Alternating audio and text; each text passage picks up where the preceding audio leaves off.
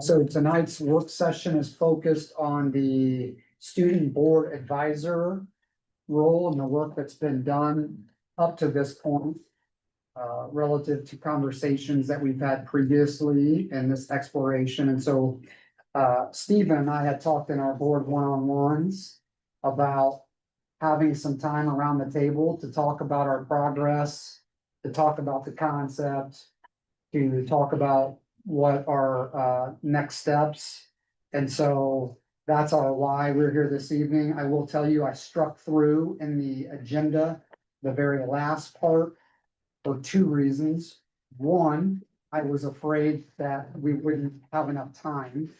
And two, because we are down one board member this evening, and we already know there's some potential conflict with our dates, I thought, let's revisit that at another time to see what's most appropriate with summer board retreat planning.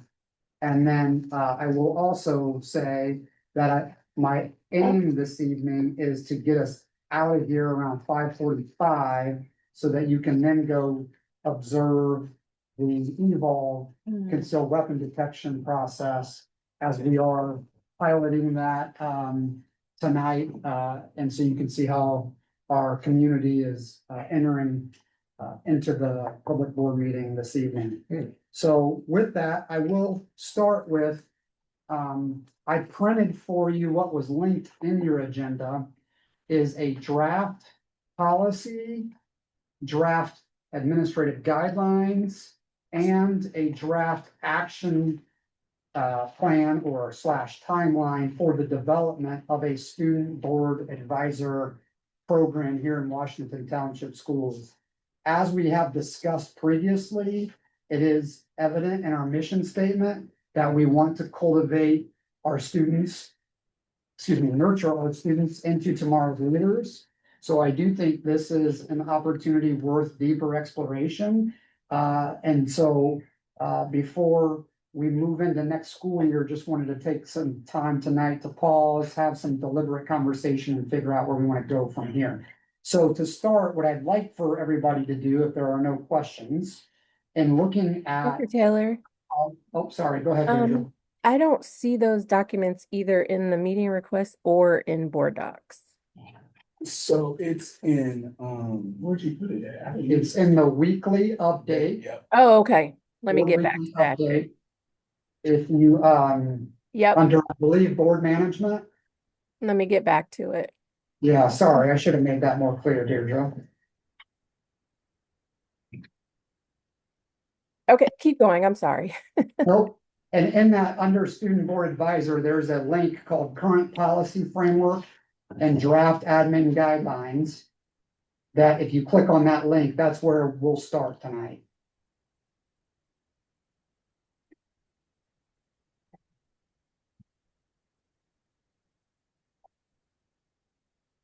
And so if you read through that draft policy, I'll have you read also through the draft guidelines. We won't talk yet about timeline and action plan, but I want to start in the concept of policy and then the concept of delivering on that policy with the guidelines and just read through that individually and mark it up any way that you want, take notes, and then we'll have conversation and a little bit about those two areas, policy draft and policy guidelines. And then,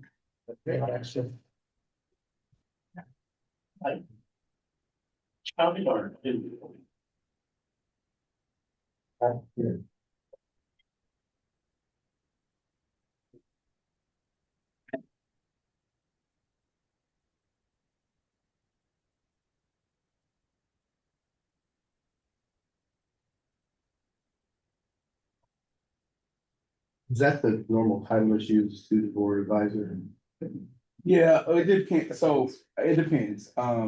They can't be a board, we can't call be them a board member member, because of the correct. law. Cause so some laws, like some states have they're literally like full voting members, just like us. We can, so Warren Township calls theirs a student board advisor. And I like that language, cause we can't, like you said, by law, we can't have to be 18 and something else. But it I'm not varies. sure I like the term advisor. because it's a misnomer. They're not really advising us to do anything. I would prefer representative or something synonymous with that. That's just, I don't know. I feel like student board advisor lead that they're advising us on things. I know they will be updating us on, what the happenings around the district, but when I think of an advisor, that's not what I think of for this position. And that's kind of the reason I asked, because advisor has a different connotation to it. But that's just minor. I I mean, yeah, honestly, when I've thought about this in my head, one of the forms it took was like an advisory board. I mean, I like it. I'm not opposed to a different language, but I like it because they're not voting. It's like ex officio almost, right? Like, I think they are advising us on student perspective, on what's going on from from the student view. So I don't think they're advising us on like, you should do X, Y, Z, but I think they are advising us of, a certain perspective. See, I don't see that as advising. I just see that as reporting. And I don't make, those two aren't the same. But I mean, Yeah. I'll go with the majority. I'm just not in favor of the word advisor because, if I wasn't sitting here having this conversation, what the about first- student board representative? that's what I said. I like the word Okay, representative. I'm not Um, opposed to that either. I think advisor may cause a little issue. Representative is not a bad word. I mean, we're representatives of the district. Yeah, in the policy, so you bring up a good point, there is a consistency, like, and the opening at student board advisor, and then it references the student body representative twice, so the student board advisor, I'm looking at, yeah, that one, this was called right here. Oh, yours is just Yeah. type. Yeah.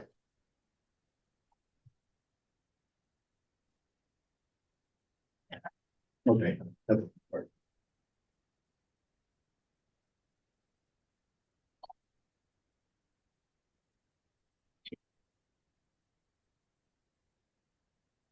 The board advisor has the student body representative, which is here.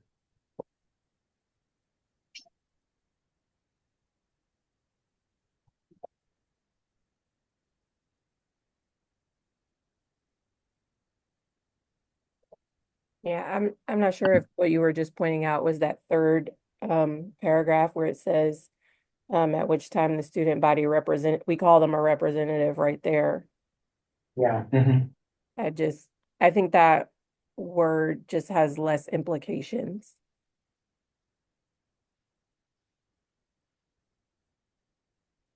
You want us to go through the whole thing and then. yeah, just mark discuss, up, Not as we. and then we'll kind of discuss after you've thoroughly reviewed those two areas.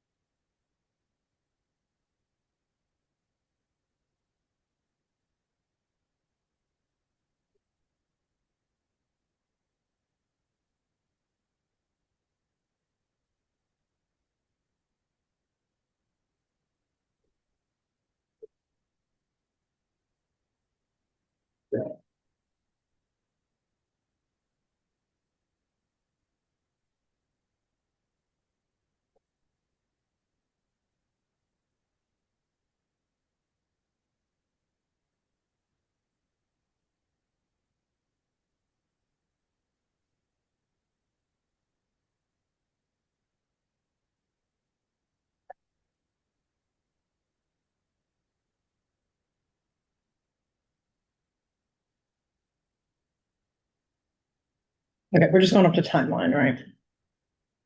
Yeah, up to timeline, I think given the timeline, yeah, but let's talk about concept first. So, I'll wait another minute or two, for people trying to read through their guidelines.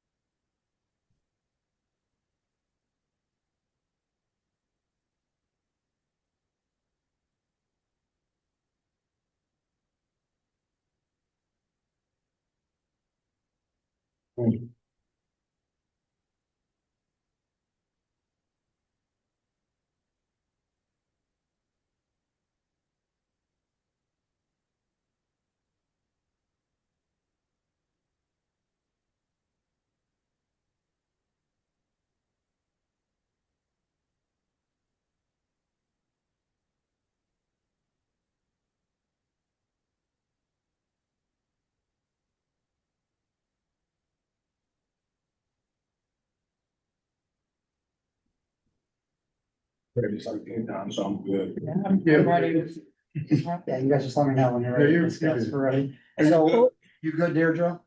I only have one concern, and that's the placement of their item on the agenda at the end. Um, Oh, yeah, Sometimes our meetings go really long, and I don't know, I think about my kid who is literally doing homework. Maybe they should go somewhere around public comment. Just a thought. Um, I just have concerns with with their report being at the end of the meeting. I understand I- they are supposed to be at the entire meeting. Uh, it concerns me that it, I just have a lot of concerns about being at the end of the meeting. There might be a No, special circumstance. I'm just really reading over this. I'm sure I'll have more thoughts later. sure. no, I would agree. Honestly, I mean, I know we're not talking about this right now, but I think that our section should go earlier. Just because my point of our section is not so we can share with each other what we do as liaison reports. My was so that the community knew. And so by the time we get to, I'm not saying we have to change it, but I'm just saying like, that was always, I was happy that it was put in the agenda, but like, it was always weird to me that our portion was at the end because nobody stays to the end and we're just talking to ourselves and we can do that without being at a board meeting. Right. I So, agree with that. My only, my, my only concern with that is then essentially they're coming to give you an update. So you're not seeking their input on action. If there's any action items that are potentially that you want to hear student voice on that could impact them. And now, full transparency, not that I've looked back at action items to see which ones they could even weigh in on or appropriately weigh in on, but my only concern about that is if for some reason, say Stephen wanted, I wonder what the student feels about this curriculum or something like that. They wouldn't be there to answer that. I don't know. That would be my. well, only so hesitation. I'm just gonna not push back, but I'm just Yeah. gonna say, I think we want the flexibility. So if it's like around finals or something like that, Yeah, if we Right. knew and they didn't feel like we didn't feel like we wanted student input, we could say, hey, after you give your report, you can leave. Like, it wouldn't mean that they would have to leave. And I don't think our expectation would change that they would still stay the entire meeting. I just think, I mean, we know, I think the benefit is for the public who comes to our meeting, because we always tell them, hey, after the school spotlight, after the recognitions, you can leave. yeah. I think it'll be an opportunity for the public or whoever's at the meeting to hear from the student as well. It doesn't mean that they are free to leave after they give their statement. Yeah. It just moves them up in the agenda so that more people can take advantage of what they're offering. Sure. I don't see like a contingency here. Just because I know life happens. So what happens if, our student representative in November is struggling with classes, can't really dedicate the time and has to resign? So I'm just a firm believer in a backup plan. I hope that seeing the requirements, somebody wouldn't apply to it with thinking, okay, I can just back out. But I feel like we need some sort of, not that we voice it to them, but we need something among us that'll help us if they, come to you and say, Dr. Taylor, I'm failing physics and my mom's not really sure I should be doing this anymore.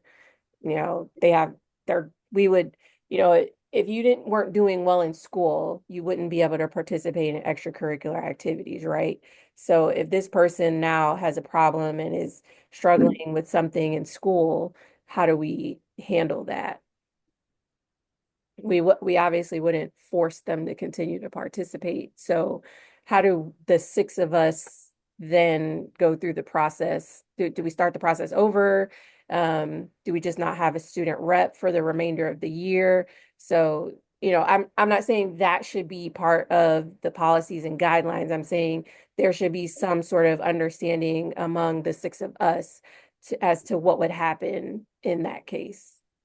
Yeah, that's fair. I mean, because our policies for the board include if a board member were unable to finish their term. Well, I think his thing, I mean, I think it addresses that though. It would say we I would start didn't the see process it. over.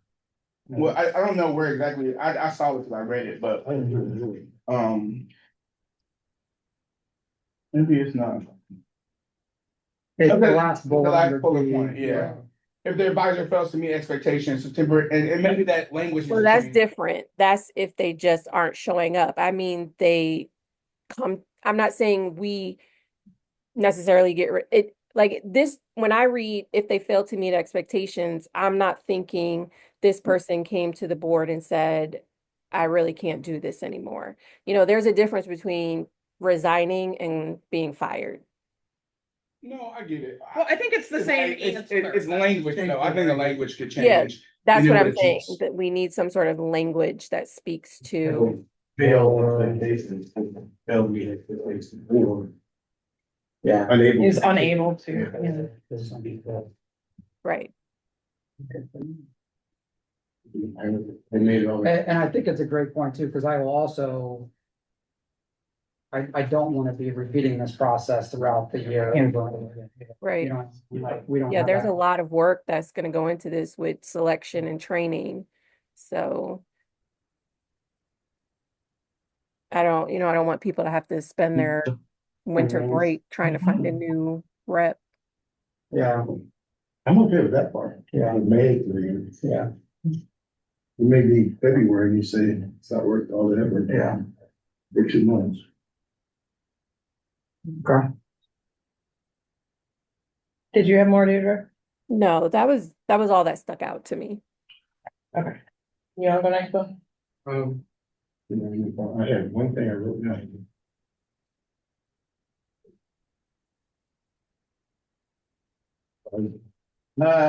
Under the second page, paragraph. Under the selection process. So looking at bullet 2, where you have who's doing the selection, in the process, facilitating it. Who is the final authority on? Like, you have 2 candidates that are really close. Of those 5 or 6 different people. Is it a majority vote, or does somebody have the final, like?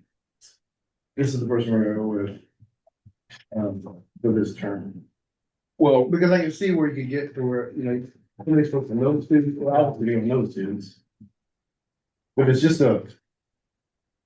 yes, Yeah. interesting. Ideally, you Yeah, want that, the committee's making the interview panel's making the recommendation to me and you all. So you're saying if in the event that there were as a tie on their panel. Or Depending on what something. they're, however they're grading them, there's gotta be some kind of form of rubric or something Yeah. to use, right? So like, we just went through with the legal thing, if they're really, really close. Yeah. Is it that committee's, does the committee have the authority to bring to you just one? Well, some they do.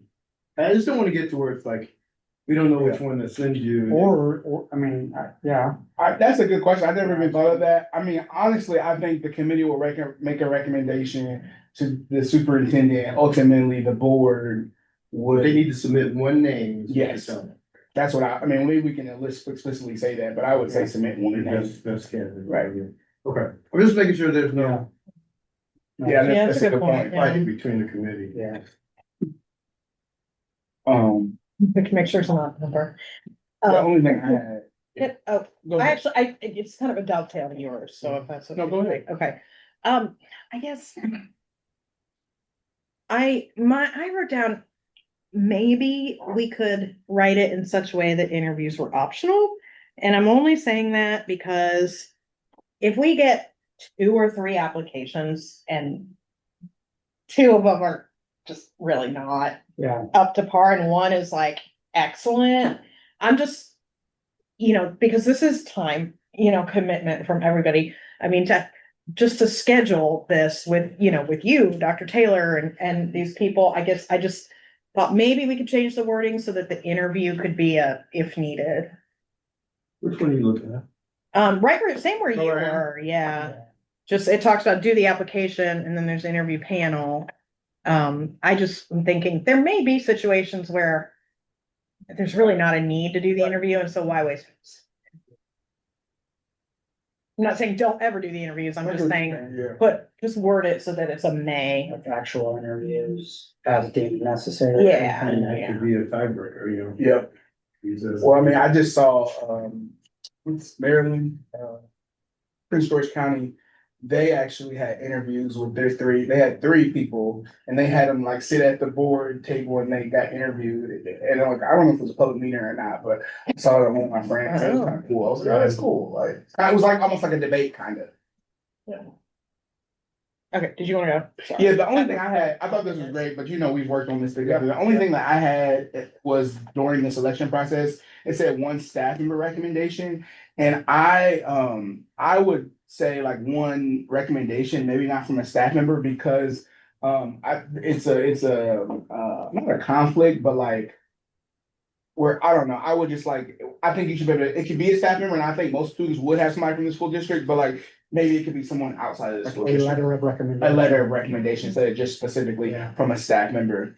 I don't, it's not a Yeah, huge I can see what deal. you're saying. I don't think it's a big deal, but one could see a scenario where somebody might think, oh, because that teacher recommended that representative, there's gonna be some influence or some whatever. I don't think it's really a problem, but I. No, I don't, and I just wanted to, and then I think you clear, and I think, honestly, just given our community, more often than not, we're gonna likely have students who apply, who get recommendations from someone in our community. But Yeah, I think that if you take out the staff member, then it just opens it up, because there may be someone else that can speak to, like, because for example, when I was in high school, I did a United Way Youth as Resources high school board member training or whatever. It was a 9-month cohort for high school kids who wanted to learn how to be on not-for-profit boards. So like if that was me, I could have that person from United Way that I work with like write the letter, yeah, because I have that's direct experience on like serving or knowing how to be on a board. yeah, So there might be a yeah, sure. that's the only How many thing. students are in that student body thing? Oh, it's just from the high school student body, now you don't have to be on the council.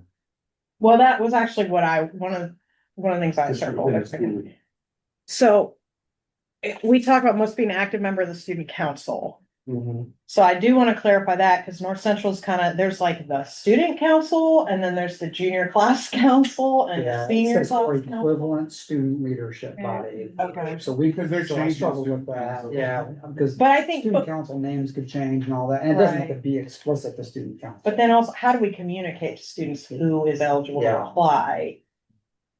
I will say, Club.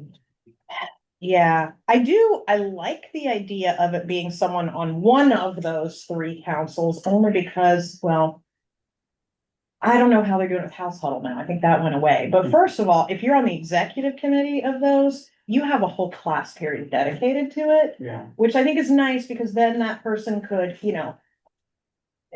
talk to the teacher about what's going on with Yeah. it, use it to do Just the like- updates, do any kind of preparation. And it used to be, so there's executive committees for each of those. But then they also have just like members. And it used to be that those members got together with the executive committee during a special homeroom. But I think that went away with House Huddle.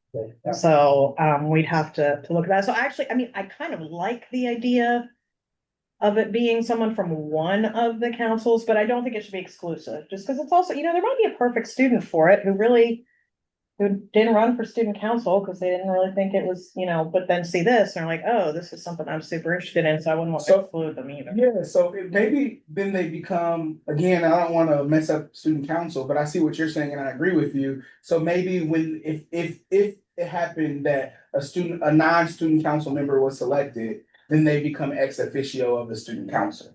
Mhm. But so it doesn't exclude it, so it includes the entire student body, but maybe it's someone that's not on the student council. Then they become the student board. That position, does that make sense? That position then becomes. Well, and I have an idea too. Sorry, this is getting way deep in the weeds. No, And I haven't gotten to it's- timeline yet, Yeah. but if the timeline were to work out, so if you're in those class councils, again, you have a period. So if we had I didn't look at the timeline yet, but if we had this person selected by August, right? Then assuming they can make it work with their schedule, they could essentially put this person in the class council period. So even if they weren't an actual member of the student council, they could have that period that they would then use to share the information back and forth with that council and work on anything. Cause you want related them to to be this. the bridge, right? If they're Right. not already in it, they need to be part of it, because that's where a lot of collaboration occurs.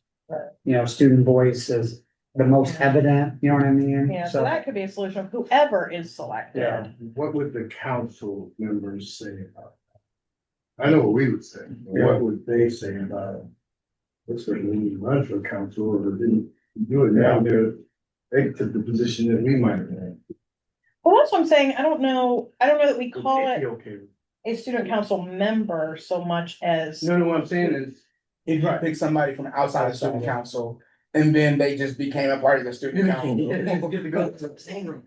I think I don't think maybe that it's would work. semantics, but I'm saying we can put them in the class period with the council, Right. right? Not necessarily be But they're gonna, considered a member of the council. this is gonna be I don't hard. necessarily agree with that because the We're student trying to- council has its own business to handle. Now I could see them reporting out to student council and how that would work, but I don't know if the class period logistically would work depending on who, if this is somebody that's not in the student council, there's probably a good chance that they have some other class there. So now we're shifting classes and then, if it's a student that doesn't have that, when, it would work to that advantage if it was a council member, right? But then now if that person's just someone who's a leader in the school, now we're rearranging schedules to get them in that period. Well, we already do that though. I mean, the schedule builders already do that. The people who are on the I don't- executive committee for each council. My point they- was that I don't know, and I view this differently. If my kid needs AP whatever, I'm not gonna think very highly, or whatever class. If they're in, a math class, a science class, an English class, and now we're rearranging their entire schedule for this, I probably would be like, I wouldn't necessarily approve of that as a parent. I see this as a Well, great opportunity for a student, but I don't find this as a reason to start rearranging whole schedules, because then you could run into a problem where, like, I know, like, there are several classes that literally only had one class period. So now you have a kid who can only take this class, this physics class at fifth. I know we have way more than one physics class, but say this physics class is only in that period, and now what do? They can't go. So I don't think we should start messing with schedules. That's just my opinion, but I will go with the will of the board. Well, I did- fortunately, I don't think that's how it works. The way it works now, and I did skip ahead to the timeline, okay, so whatever 4 people are elected the executives for junior class council, for example. I mean, I don't know how they do it. God bless Melissa Wilson and the people who do it now. But as they're building all the schedules, they basically when they're building the schedule, they don't predetermine, oh, junior class council is 4th period. They're gonna look at the very small number of students who are in that and figure out right. which Figure period's out gonna work how for to, them. what works, but So I'm talking about it Person- potentially being 5 people instead of 4 people that they're figuring it out for. right. But I'm not talking about this person's gonna already have a schedule and then we have to redo the whole thing because of this. They would be part of the same scheduling process. Well, I hear you both. I think I'm gonna go back to Mr. Turner's point. And I think what I wanna do is I wanna talk to the high school about this a little bit more. And Yeah, for maybe sure. talk to some student council members. And just for them to be exclusive decision maker, but get some student voice about how they think this process could work and could look. And the We need for have time. advisors We have for time each to of do that. those, Yeah. yeah. I 'Cause did there's have a student, different- teacher. Yeah. a different point that I noticed, under attendance and decorum, the first bullet point said Yes. that, they may miss up to 3 meetings between July 1 and June 30. But then Yes. it says that training is June to August. I get the July thing, but are we gonna start taking people's summer away? So maybe we should make the meeting requirements. I mean, I would want them to be at the reorg meeting. But we can't really determine what parents are doing. No, So but it's, they parents can have, if virtually. parents have made plans for their children and the reorg meeting is a conflict, I don't feel like that should count as one of their 3. That's all I'm saying. I'm not saying they shouldn't attend. I'm saying things that happen during the summer should not count as their 3 necessarily, because you can't control what a parent is doing for their child. I think that parents will be okay with it, knowing it in advance. However, for this if we're starting this August, I can tell you, I've already made plans for my child for this summer. I mean, I don't, he would be applying for this, but I think this year we need to be a little more lenient about that and maybe make the mandatory meetings August to June.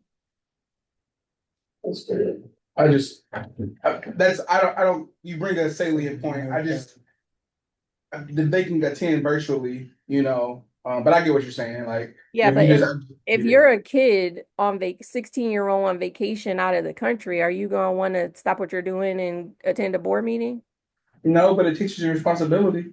I understand I that. mean- And I'm literally only talking about this year because this summer is already pretty much planned by most parents. We're not doing this is gonna be for next school year, because Yeah. we already, Dr. Taylor. Well, that's what I think mean. That's what I mean. he's- We're talking about August, but I'm talking about this summer. I'm talking calendar year. You're talking school year. What I'm Got it. saying is this summer, this year, 2026 is planned out for a lot of people already. And so saying that they have to, I feel like this time, moving forward, they have the rules, but I don't think you can tell somebody in May, you have to be here in July, because now you're rearranging what parents have done for them. But you could do it, you could keep it as it is, but then whoever you go Right. through this process because it's this year. Right. This year, let us know, here are the dates. And let us know if you can attend the meetings on these dates. And if they already have plans, they'll be able to say, no, I can't make it, and we won't count that against them. Right. And that's all I'm saying. This Yeah, July and I don't- 2026, that's the only one Wait, well, let me, I have concern with. I'm looking at the timeline. I'm actually really confused. I don't know if there's maybe some typos here. There is a typo. Right. Okay, So there, yeah, because I updated, I failed to update where it says goal fully implement under phase Yeah. implementation. That should say August 2027. okay, that's. Okay. And it's the 26-27 school year. So we would start getting to work That'll be on the this 27, 28. Okay. Okay. Then that's different. 27, which one next year Yeah. with implementation for 27, 28, but it would be August 27. Right. Okay, got it. Okay. Yeah, I would find them. We would start this process. let's say, During the December 26, of 27. 26. During Got this it. school year, next school Okay. year. Okay. During next school There you go, year. there Yeah, it that's my. Got fault. So that answers that concern. Yeah, I'm clear now. But I 'Cause also, to your that's a lot point, I think different. it's okay for us to say, like, if. Not to be punitive, but your attendance tracking will start officially August because that's Right, when with the school school starts, year. right? I think that's okay to say. Yeah. Yeah. I think that's. I mean, ideally, we want them at the July reorg meeting because a lot happens at that meeting.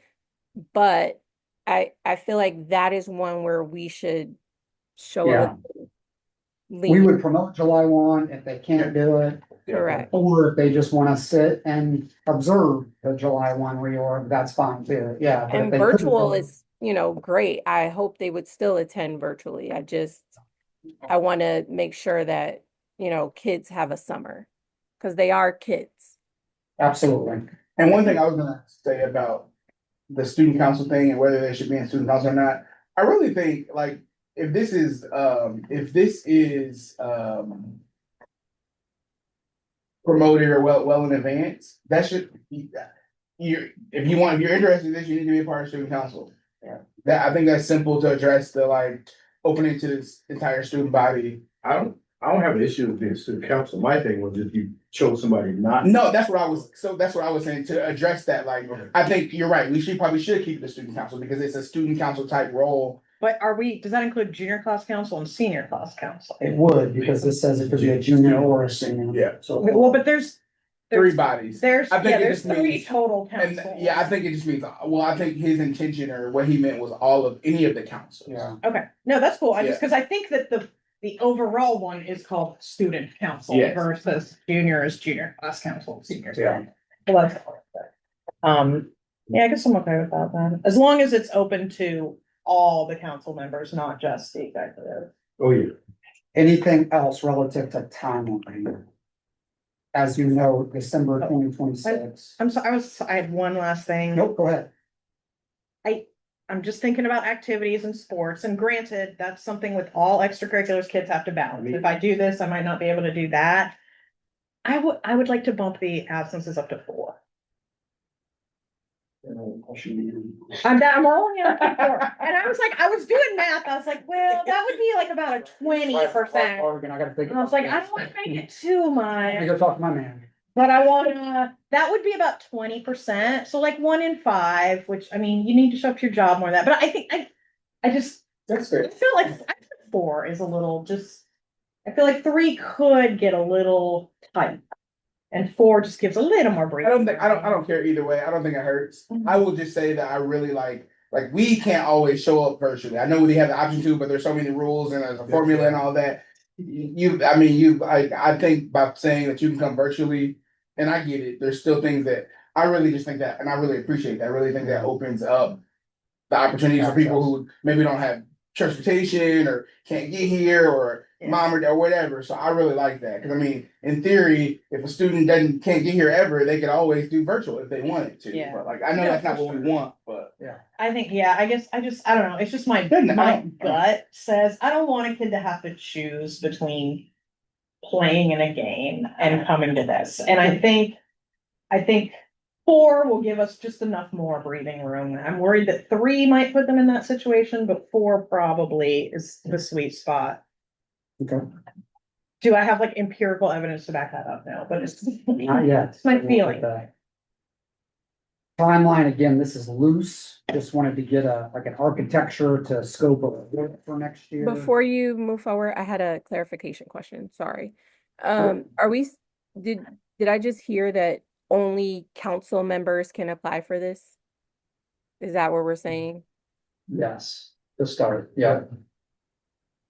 But I think what I said, Deirdre, was that we could, that we would, this would promote it and let people know if they're interested in this, they have to join one of the councils.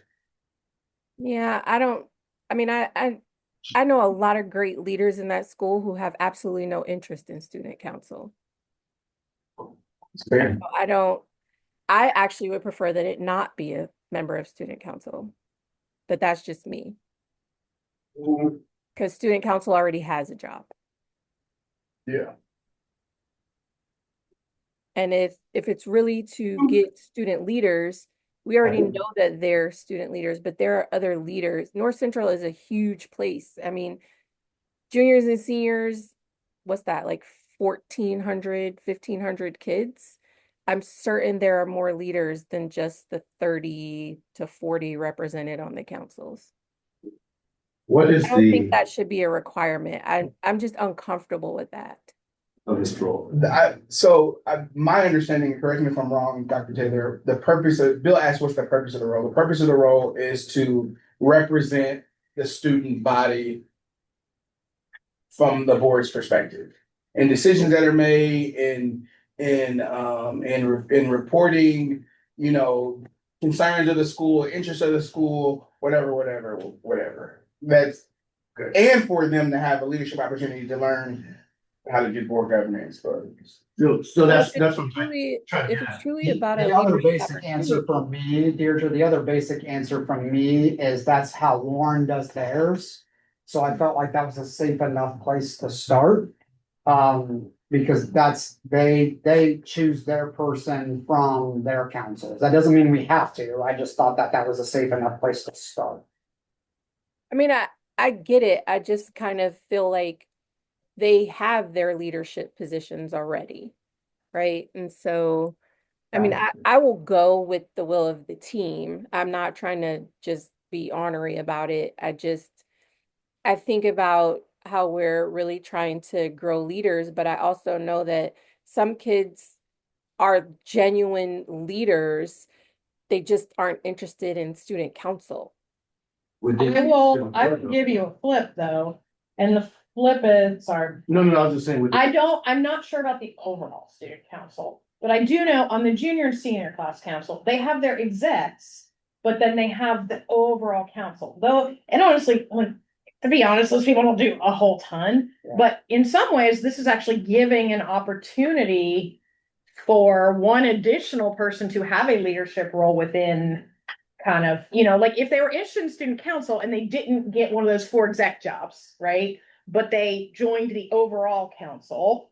This is actually a chance for them to have a leadership position that they might not have otherwise had because they're not in the 4 executives on that council. I don't disagree with that. I just